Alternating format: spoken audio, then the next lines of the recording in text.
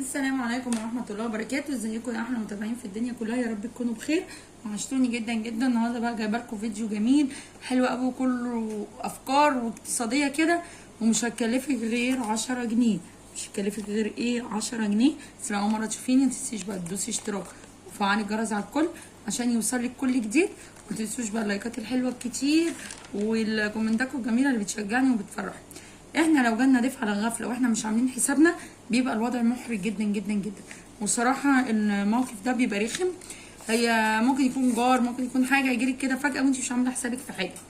وبقى كمان لو جيتي بعتي حد من الولاد يجيب ازازه حاجه ساقعه والضيف قاعد، بتبقى الحركه دي محرجه جدا. عشان كده انا جمعت لك النهارده 20 فكره ب10 جنيه بس، كلها افكار بسيطه جدا جدا جدا، وهتحطيهم في تلاجتك او هتحطيهم في مطبخك. هتكوني مستعديه لاستقبال اي ضيف من غير لما تشيلي اي هم. بس ما تنسيش بقى اللايك والشير، ويلا بينا ندخل الفيديو ونشوف هنعمل ايه. بس الاول نصلي على الرسول. اللهم صل وسلم وبارك عليك يا حبيبي يا رسول الله. وندعي لاخواتنا في فلسطين واخواتنا في السودان، ربنا يا رب ينصرهم ويجبرهم ويداوي جراحهم وجرحاهم ويرحم شهدائهم، اللهم امين يا رب العالمين. عندنا 10 افكار انا كاتباهم لكم، 20 فكره معلش ب10 جنيه انا كاتباهم لكم. ونشوف اول حاجه قبل ما نبدا في اي فكره، لازم وخصوصا ان احنا في الصيف والجو حر جدا، ربنا يرحمنا يا رب ويجيرنا من نار جهنم، يكون عندك في البيت مكعبات تلج. تنزلي بقى تجيبي كده قوالب التلج ديت وتعمليها مكعبات في الفريزر، تبقي ايه ناخدها في اي وقت تبقى جاهزه مستعدين كده لاي حد يجي لنا فجاه. اول حاجه نجيبها، هجيب نص كيلو ليمون، وطبعا ده اقل من ال10 جنيه لان الليمون سعره كويس جدا الايام ديت. هجيب نص كيلو ليمون واقشره واطلع منه البذر واحطه في كيس في الفريزر. جالي حد فجاه اطلع الكيس على طول على الخلاط، عليه حبه ميه وحبه سكر، بقى عندي احلى عصير ليمون. عندك نعناع فريش، حطي له نعناع، مفيش يبقى احلى عصير ليمون، بيبقى جامد جدا وتحفه. تحطي فيه مكعبات التلج، حاجه كده جميله. تاني حاجه اجيب نص كيلو مانجا، زي ما احنا عارفين المانجا سعرها الحمد لله كويس جدا ب20 جنيه، نص كيلو ب10 جنيه. هقشره واحطه في كيس في الفريزر، او تحطيهم زي ما هما في الفريزر، ولو جالك الضيف تطلعيهم تحت الحنفيه اوام بيفك وتحطيهم في الخلاط على طول. او لو انت مقطعاه جزل او مقطعاه يعني شايله منه البذره والقشر، تحطيها على طول في الخلاط وعليها حبه السكر وحبه ميه ومع مكعبات التلج، هيبقى احلى عصير مانجا فريش جميل وما كلفنيش غير ال10 جنيه. عندي كمان البرتقال الصيفي موجود في اسواق كتير، تجيبي نص كيلو برتقال وتقشريه برده وتشيلي منه البذر. كنت انا حفظته معاكم قبل كده وقعد ولا مره ولا اي حاجه، وكنا مخزنينه رمضان. كل سنه وانتم طيبين. وتجيبي كمان عليه ربع كيلو جزر وتسلقيه وتحطيهم مع بعض في كيس في الفريزر. جالك الضيف طلعي الكيس وعلى الخلاط مع حبه السكر، بقى عندي احلى عصير برتقال فريش وبرده مكلفنيش غير 10 جنيه. ممكن كمان تجيبي نص كيلو فراوله او نص كيلو جوافه. الجوافه الايام دي حلوه جدا ب15 وب20 جنيه. تجيبيها وتغسليها وتقطعيها رباع، شيلي منها البذر وحطيها برده في كيس في الفريزر. يجيلك الضيف طلعيها على الخلاط على طول، وبقى عندي احلى عصير جوافه فريش او فراوله على حسب ايه الموسم الموجود في الفاكهه. تاني الفكره اللي بعد كده، ممكن تجيبي اكياس فروتي، لان طبعا التانك مقاطعه، فتجيبي اكياس فروتي مثلا ب10 جنيه والكيس ب3 جنيه ونص. هتجيبي كل ما تنزلي السوق تجيبي كيس كيسين 3 حسب ايه ميزانيتك، وتحطيه عندك كده في علبه في التلاجة او في درج المطبخ.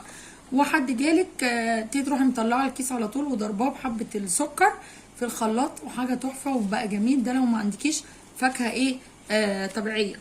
تمام. هنجيب كمان ب10 جنيه الفكره يعني اللي بعد كده، تجيبي ب10 جنيه كركديه من عند العطار وتعمليه في الخلاط، برده بيبقى تحفه جدا. او تبليه وتخليه في ازايز، او تعمليه مركز، كنا عاملينه سوا مع بعض قبل كده في القناه مركز، وتحطيه في الفريزر. يجي لك الضيف تحطي الكركديه بمكعبات التلج، طبعا حاجه حلوه جدا ومنعشه جدا وكلنا بنحبها في الصيف. الفكره اللي بعد كده او اللي هي رقم 7، نجيب ايه نص كيلو كنافه ب10 جنيه وتحمريه وتحطيه في علبه في الفريزر. وتجيبي تمن كريم جانتيه من عند بتاع خامات الحلويات، وبرده تضربيها بالميه الساقعه وتعمليها كده جميل في العلبه في الفريزر. وتجيبي نص مانجا وتحطيه في علبه في الفريزر. جالك الضيف تطلعي ال3 علب تحطي في البوله بتاعتك او في الكاسه الكنافه من تحت وعليها الكريم وعليها المانجا، وبقى عندك احلى كاسات كنافه بالمانجا، حاجه كده يعني فاخر من الاخر. لو وصلتي معايا لحد هنا ما تنسيش تصلي على النبي وتذكري الله في كومنت. ويلا بينا نقول البقيات الصالحات. بسم الله والحمد لله ولا اله الا الله سبحان الله ولا حول ولا قوه الا بالله. دايما نخلي لساننا عاطر بذكر الله. واشتركي بقى في القناه لو لسه ما اشتركتيش، ولايك كده وشير كتير للفيديو عشان ب10 جنيه بنملى بيوتنا خير. الفكره اللي بعد كده او رقم 8 تجيبي ب10 جنيه لبس سوبر وب10 جنيه مثلا سوداني، تحطيهم في علبه في المطبخ. طبعا دي هتبقى بتاعه الضيوف، تقدميها مع اي حاجه تديكي برده شكل كده وستايل. وهتفرق معاكي الافكار ديت على حسب قرابه الضيف اللي جاي. يعني صاحبتك مثلا، جارتك، حد من قرايبك. طبعا بتختلف ايه في نوعيه التقديمات اللي بنقدمها. مش قصدي ان انا بقلل من حد، لا، انما مثلا اخويا او اختي ممكن اي حاجه بناكلها سوا، ممكن نغرف له من حاجه في الحله وناكل ونقعد وناكل وعادي، كوبايه شاي عادي. غير مثلا حد غريب بيبقى ايه يعني ليها تحفظات شويه. ممكن اجيب كمان ب10 جنيه ينسون او 10 جنيه نعناع، ب10 جنيه حلبه. في ناس ما بتحبش القهوه والشاي، تحط لهم ديت يبقى مشروب سخن، وخصوصا لو في الشتاء. تقدمي نعناع، تقدمي حلبه بلبن، حلبه ساده، قرفه بلبن. ممكن برده ب10 جنيه نجيب قرفه. تعملي ينسون، اي حاجه كده ايه سخنه بدل الشاي والقهوه. نجيب برده ب10 جنيه علبه كاكاو اللي هو المحلي دوت، بيتباع في السوبر ماركتات، ونعمله بلبن بيبقى حلو جدا وخصوصا في الشتاء، او تعمليه ساقع لو في الصيف. نجيب برده ب10 جنيه فشار او ب10 جنيه فنكوش، تعمل كده طبق حلو من الحاجات الحلوه جدا اللي ينفع تقدميها لضيوفك. عندي الفكره اللي بعد كده تجيبي تعملي مثلا كيلو قراقيش، قراقيش بعجوه او قراقيش ساده، وتحطيها في علبه على الرخامه، تقدميها كده كام واحده في الطبق مع شاي بلبن او مع الشاي ساده على حسب يعني اللي هتقدميه. ممكن تعملي الفكره اللي بعد كده ميني بيتزا، مش لازم خالص اعملها باللحوم، لا، ممكن اعملها بجبن واحطها في الفريزر في اكياس. جالك الضيف تطلعي على طول الكيس وتدخليها في الفرن، بتطرى وبترجع كانك عاملاها طازه زي ما هي كانك لسه عاملاها دلوقتي. عندي الفكره اللي بعد كده كل لما انزل السوق اجيب ب10 جنيه كيس كده قهوه صغير، او كيس الحاجات يعني اللي هي القهوه سريعه التحضير، كيس او كيسين باطعمه مختلفه، بالبندق، في اطعمه بالفواكه كتير، بالكراميل، بالفانيليا كده، ويبقوا عندي في علبه في المطبخ. يبقى عندي ايه كذا حاجه اخير منها الضيف يشرب باي طعم يحبه. ممكن اجيب بعد كده الفكره اللي بعد كده علبه جيلي، ابقى عاملاها وحطاها مثلا في كاسات انا مثلا في التلاجة تبقى محطوطه حد جيلي اعملها. الفكره عندي اللي بعد كده اجيب ب10 جنيه ترمس وب10 جنيه حمص، واسلقهم واحطهم في برطمان في التلاجة، بتقدموا كده في بولات مع شرايح الليمون وحبه شطه، حاجه يعني بتبقى جميله جدا الصراحه. ممكن كمان اجيب ب10 جنيه البونبوني بتاع العيد، او يعني لو ميزانيه سامحه معاكي تزودي شويه وتجيبي شوكولاته وتحطيها دي في علبه بعيد عن الولاد.